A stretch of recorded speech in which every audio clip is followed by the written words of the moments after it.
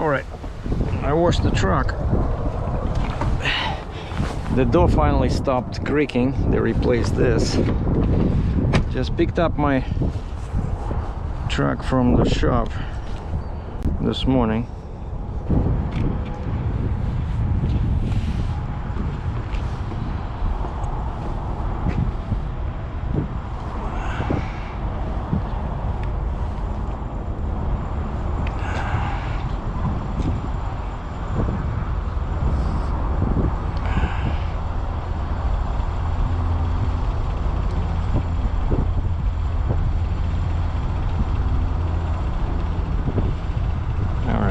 A bit brighter. What the heck? Yeah, like this.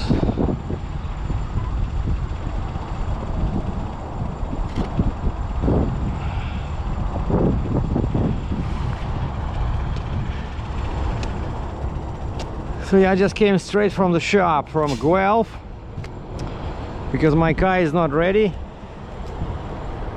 and I thought the car is not ready, so I can go and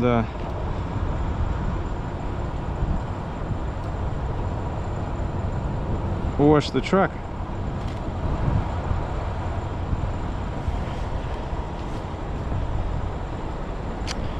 And so yeah, the shop fixed the door, and because they made a mistake with the shock, they gave me free grease. They said they greased the truck, the trailer, the Jeep, everything.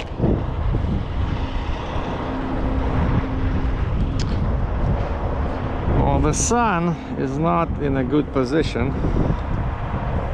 Well, let's see if we can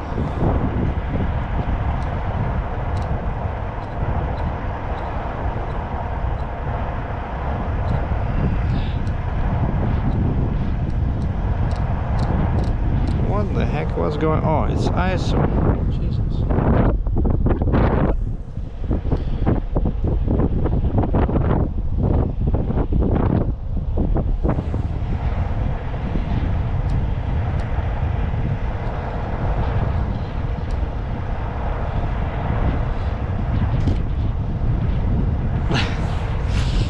Yeah, this camera is fun.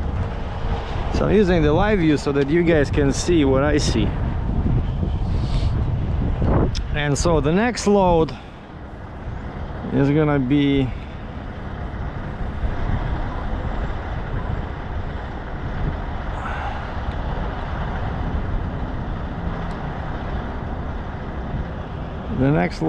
going to be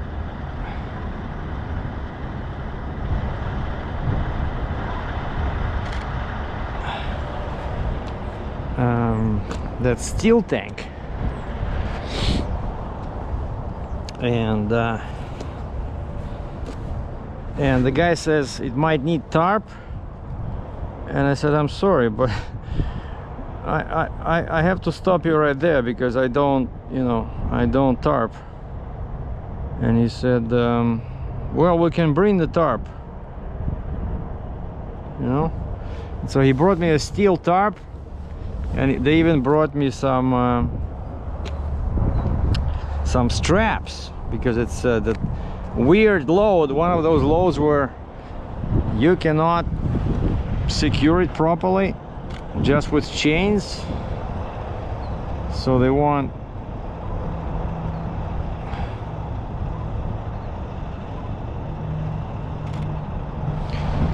straps. And I said, hey, I used to have straps. Honestly, I just do machinery and equipment.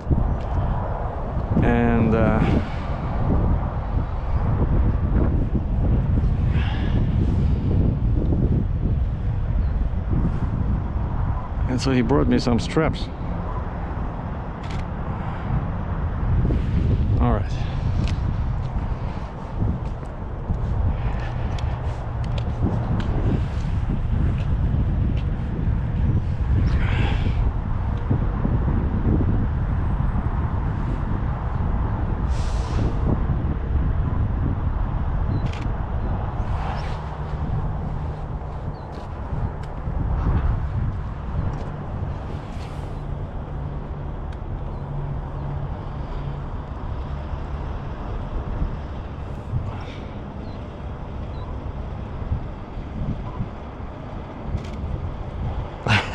I like this picture.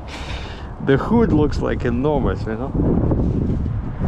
So yeah, I like this camera. I'm telling you, it's of course not the cheapest one, but what's the point going cheap? So the only problem with this, yeah, inside the truck is dirty. I'm gonna fix this, but this place in Ottawa where I was unloading, it's all dirt, you know, dirt lot, and I had to jump in and out of the truck like 100 times. And the only drawback with the shop repair, you see this key? This is my main key because I carry it on my belt, and I have a second key that I usually just leave in the ignition, just like this by itself. And they lost it. They couldn't find the guy who was working on my truck. He was working on the weekend, and now he's off, and they tried to reach him. What did he do with the key? He cannot find the key. So I gave him my business card. I said, okay, because they're 20 kilometers away, and I said, I'm going tomorrow on a trip, so if you find the key, please just take off that there was a zip tie there, so that it's easy for them to identify it. And they lost it with a zip tie. I don't know, and the, you know, pretty heavy duty zip tie. So just cut off the zip tie and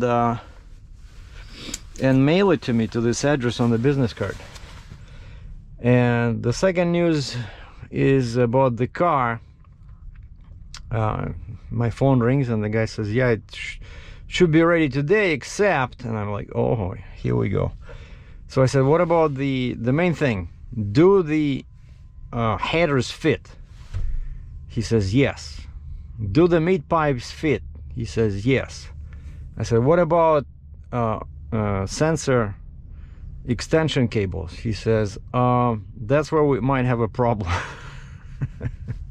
Like, why it cannot be just, you know, plug and play? Like, I paid, you know, so much money for this kit, right? It's supposed to be, but he says, first off, you have 4 sensors and you only have 2 cable extensions. And basically what happens is that, you know, you have sensors where they plug in into your exhaust, and when you change and you put in these long tube headers, they're far away from the body of the car, and so the old cables don't reach anymore, so you need these extensions. And he says the thing is, you only have 2 and you need 4. And secondly, he says that the plug itself is a bit incorrect. So he says, I'm just suspecting you got some wrong extensions, maybe for a wrong car, because he says the factory plug-in is slightly different from what you bought. He says it'll still fit. He says I can just file it off a little bit, but he says I'm just afraid that you ordered, you know, wrong extensions. And I said, okay. I just went, you know, I went to this Woodstock, because this is my nearest truck wash over here. So I drove like 40 miles, but I just couldn't look at the truck anymore, even though I don't wash it often because it's always dirty here in Canada in winter. But now it's already spring, and I heard you guys complaining all the time, why is my truck so dirty? So, but honestly, it's for me, I don't care what other people say, but I just see that, you know, when the truck is very dirty, it attracts attention from police and DOT. You know, like if they see a shiny new truck, they might just, you know, wave you, but then when they see a very ugly, dirty truck, chances are they can pull you over, because they think, hey, if this guy is, you know, the truck is so dirty, probably he doesn't do maintenance, maybe his brakes are out of adjustment, you know, stuff like that. Like, honestly, that's why most fleets, they wash their trucks, because it can save you money when you run into a cop, you know, or an inspection. But, and also here I see the diesel is 118.9, so $1.18, basically $1.19 per liter Canadian, which is not too bad, because over there I think Flying J, so it was $1.25. So if you want to go to the restaurant and grab some quick protein breakfast, and then maybe go and go grab some fuel, maybe at least have a tank. And I'm loading tomorrow north of Toronto. And of course now you see I have the Jeep and the booster, and I have the wrong neck. So, but in the morning it was -9 Celsius. you know, very cold. And so I called the wrecker service. I said, guys, it's very cold now, but I need your truck for like a couple of hours at least.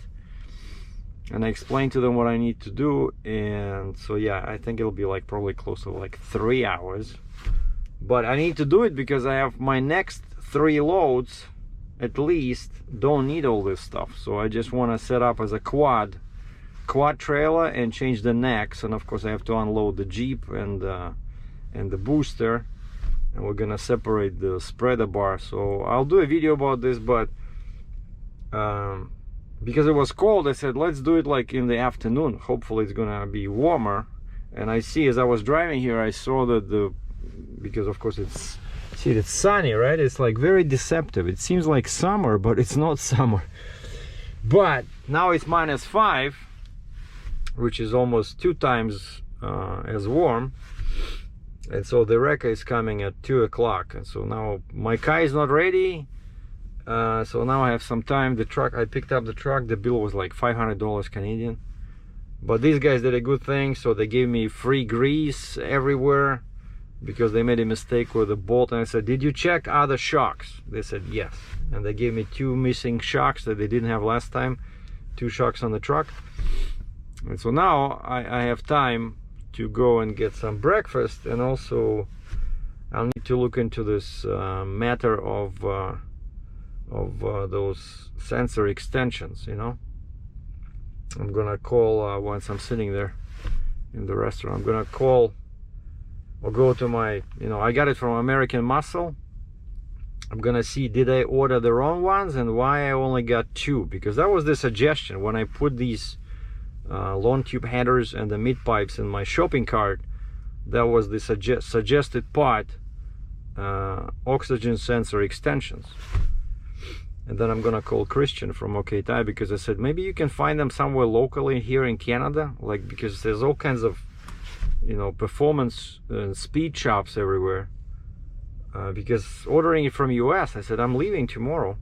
I'll have to leave the car with you, because I know that if you don't use those cables, there'll definitely be a check engine light. So I cannot drive like that. You know, maybe it won't even let me drive the car. I don't know. Like, I'm not liking this when you just buy something and then you have to keep buying. It never fits. What the heck, you know? And that's the problem when you buy parts like from US and I'm in Canada, right? So then in case you need more parts, or you bought a wrong part, so now you have to order it from them again.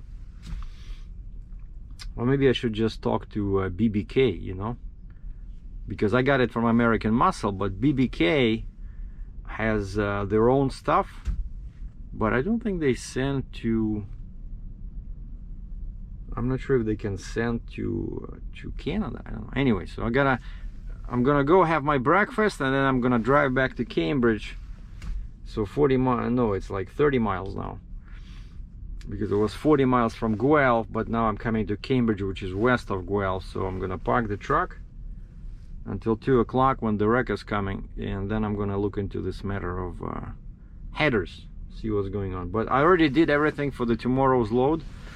I ordered the permits, because of course it's 85 or 82,000 pound load going to New Jersey. And I ordered the bridge permit to cross the Peace Bridge. I made my bill of lading. I created my invoice that I will send to the broker once this is done. And I emailed the Fontaine dealer in New Jersey, said that I'm coming to pick up the flip axle probably Thursday or Friday. And I know they changed the airbags and they changed the shock, so I owe them, I think it's like $600 or $700 US to pay for the bill. And somebody was asking why it's not their responsibilities, because this is a used axle and it was sold as is with no warranty. So it's my responsibility to make sure it's road worthy. And I don't have the plate. I have to import it into Canada, and then I'll get the plate and I'll do the inspection annual inspection and get this sticker here in Canada, because this thing is, it's considered a trailer. It has its own VIN number. So the more license plates, you know, the merrier. So all right, I forgot to change my clock on the truck, and I was writing the time, you know, end of work, and I wrote 3:30 when the guy just left the wrecker. And then I'm thinking, wait a second, this cannot have been just hour and a half, because we started at 2. And I look at my cell phone, and sure enough, it's not 3:50, it's 4:50 now. So anyway, so it took us 2.5 hours, and I cannot believe how quiet my door now is. It's because you see this, they fixed this. One bolt was missing, one bolt was all screwed up. I know they put new bolts in, and they even painted them. And so you see, so that's what we did. Actually, yeah, it's a lot of work, and some crazy people are recommending I buy a forklift. You guys probably cut too many math classes at school, you know, because what does a forklift do? You need 2 people, you know. I need to find like somebody was saying, get a secretary, you know, like I need to find maybe like a beefed up girl that can pick up 200 pounds, because you need 2 people. You need one to operate the machine, like in this case the wrecker was here, right? So the wrecker, and I was running around doing chains. Like I cannot just sit and watch. Like if he was doing it by himself, it would take him 5 hours, because you have to adjust chains, hook up chains, disconnect chains. So one person for the machine, one on the load. And so yeah, first we moved that one. It was sitting in the field there, right? We moved it to the side so that we have a empty skid. And then we took up that big one that was over here, folded. We lifted it, and I was holding it, and the guy just drove it over there. We dropped it on the skid, and then he lifted the Jeep, and I just drove forward from under it, and he dropped it. And I said, you know, let's get ready to flip the front. I said, I'm gonna drop the trailer, you come from the front because it's easier, and meanwhile I'm gonna hook up to the Jeep and drag it away. And so I hook up to the Jeep and drag it and park it in my spot that I'm like a half a spot I'm paying extra on the other side of this building. And by the time I came, so you know, you have to be separated, right? So the guy, we just flipped it, and I hooked up this thing has its own hoses there, right? Like basically connectors that connect these to these ones, right? I like this, it's very nice. See, man, or like a real Fontaine. And for some reason when I try to sell it, nobody wants it, because nobody buys it for a 60 ton, and that's what it is. It's very heavy, it's 36 inch. So now my and I moved the 5th wheel all the way over there. Check this out. You see, that's where I usually put it. I try to put this pin right here, because I'll be running on 8 axles, so the weight is about 82,000, this drill rig. And then so the Jeep, and then we did this, and then the what do you call it, the booster was sitting here, right? So he lifted the booster, I drove it forward again, he put it down, and then I thought it would take forever, but I'm telling you, like this, see over there, now it's sitting over there. Okay, let me go show you guys what it looks like, because some people are still confused what my setup is. And my battery is almost dying, I'm not sure why. But anyway, so we took out the booster, and then I moved closer to the tandem because they were together, right? I moved closer, and the guy came in from the side. And again, because he has 2 independent chains that he can operate independently, it's like really nice. See, this is what I paid 25,000 Canadian for. So this is called a spreader bar, right? So this part goes to the trailer, and this side, that's where you hook up your extra axle. So now I'll be able to hook up 3 plus 2. I'm gonna have 1 more axle in here, 3, and then if I don't need 3 plus 2, I'll run 3 plus 1. If I need something, if I have something heavy, I'll hook up 3 plus 2. And this is that big ugly, about 1,450 pounds. So that's it. So now I'm like back in the good old days. I have 4 axles in the back, so straight quad, because I'm going to New Jersey, and then I'm going, after I deliver this load, I'm going to again to the port, Baltimore, pick up that steel tank, bring back to Canada. So all these states over here, they give you a lot of weight on the quad, so you don't need the booster. And so then I'm gonna run like this. I'm about, I don't know, just under 80 feet or 80 feet, somewhere there. But look how tall I am, man. Maybe it's the ground here is not even, but also because I have my blue shims in here. But I want them because, you know, it's 80,000 pounds is 80,000 pounds. And the next load, they said I might need a tarp. I said I don't tarp. The guy said, okay, we'll give you a tarp for rent. I said, okay, free. And I said, and they gave me these straps. So I have to give back. But I'm doing 2 loads for these guys, and both of these loads might require this. This doesn't look like a steel tarp. I don't know what he's talking about, but I'll see what's inside. But I'm gonna give it back to them. So these are pretty good straps. Check this out, 66-70 pounds WLL. Normally it's like 5,000. These ones I just use for my boards. These are 3,300 pounds, I think. So anyway, so this is what I've been doing today. And then of course I went and I washed the truck. You saw that. And now they're saying, the consignee is saying, we're gonna load you on the street. Well, I said, I hope nobody kills me over there. And they said, okay, there's a lot of traffic in the morning. How about we wait a little bit? How about we load you around 10 o'clock? I said 10 o'clock, okay, so I can sleep in. Perfect. So I don't have to get up too early, because that place is about hour. Basically Toronto is 1 hour away, and this thing north of Toronto, hour and a half. So basically I have to leave at 8, and I'll be there like 9:30. Just I'm gonna take off all these boards, because I think this drill rig, I was looking at the specs online, it's only 9 feet wide. Basically it's 12 feet wide when it works, but they can suck the tracks in, and the transport position becomes 9. I like that. So it's gonna be just tiny little bit over the edges of the trailer, so I'm not gonna even use outrigger boards, but it's gonna be one ugly machine. It's kind of like a small excavator, but with a big drill boom on the top. So you'll see tomorrow. So anyway, the car is still not done, so we need the 1 more harness, 1 more cable extension, 2 more. And so I emailed American Muscle, so the purchase 1 more. It's like $55 plus 40 for shipping, so $100 for just 2 cable extensions. But without them, I'll get codes, you know, I get error codes on the car, because there's 4 sensors. I thought there were 2, so there's 4 oxygen sensors. And once you install the long tube headers, the old harnesses do not reach, because there's more space now there. And I only had 1 pair, so now I ordered another pair, and I told the guy, I'm leaving the car with you.